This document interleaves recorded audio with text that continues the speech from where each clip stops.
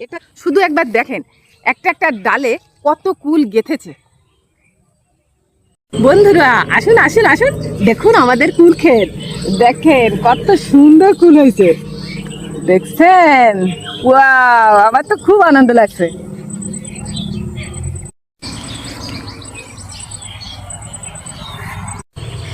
ভালো তো আছে, তারপরেও একটু সমস্যা হয়ে গেছে। কি কারণ জানেন? এই যে প্রথম পর্যায়ের যে কুলগুলো সেগুলো কিন্তু ভালো আছে, এই যে মধ্যম পর্যায়ের যে কুলগুলো সেগুলো দেখছি হলুদ হয়ে গেছে, এগুলো ঝরে যাচ্ছে, দেখছেন? এখানে দেখেন, এখানে ফুল আছে, এটা হচ্ছে তৃতীয় ধাপের ফুল। এই তৃতীয় ধাপের ফুলটার দিকে আমাদের খেয়াল রাখতে হবে যেন এটা আমরা ধরে রাখতে পারি, এই প্রচেষ্টায় আমরা আছি। এটার দিকে আমাদের খেয়াল রাখতে হবে যে পর্যাপ্ত পরিমাণে এতে ঔষধ দিতে হবে, ভিটামিনের ঘাটতি হলে সেটা দিতে হবে, তাছাড়া যদি সেচের প্রয়োজন হয় তাহলে সেচ ব্যবহার করতে হবে।